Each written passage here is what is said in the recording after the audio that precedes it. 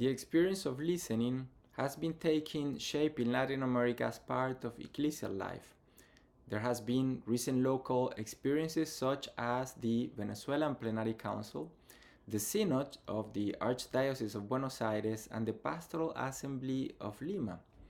All this has been consolidating a new style, a new way of proceeding in the Church in Latin America. Recently, the creation and the celebration of the first Ecclesial Assembly of Latin America and the Caribbean has been a model that is inspiring the continental phase of the Synod on Synodality that takes place during the month of February and March of this year, and has assumed this modality of celebrating continental ecclesial assemblies. The listening processes that took place during the first diocesan phase of the Synod on Synodality coincided with what has been gathered by the Ecclesial Assembly of Latin America and the Caribbean.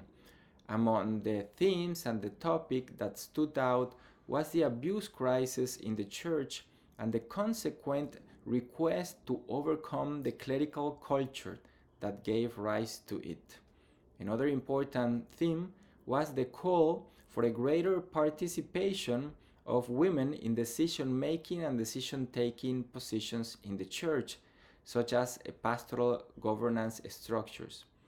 Many voices also pointed out how in the seminaries and in the houses of formation in religious orders, synodality has not been an important issue throughout the formation processes of future priests or religious. For all these reasons, it was requested that the seminaries and the parishes would be instances to promote and to form a synodal church. Also, it has been requested, for example, to rethink ministeriality in the church and to look for new forms and ways of exercising ministry, not understood as exercising a power, a potestas, but to exercise a service.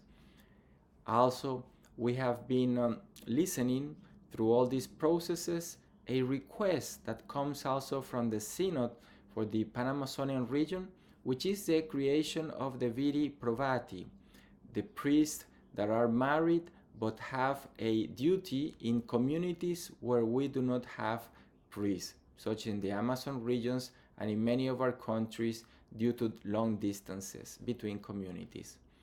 We have been also been listening how to rethink diaconate and ask for a special consideration to study the diaconate for women. The most striking thing is to have heard many people saying that it was the first time that the church asked for their opinion, the first time in years. This has been a constant in all the listening processes, whether local, regional, or continental.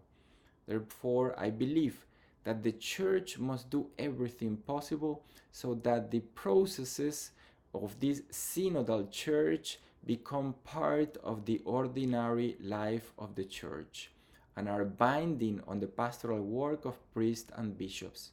Otherwise, we will continue to have the pyramidal and clerical church that the Second Vatican Council succeeded in overcoming.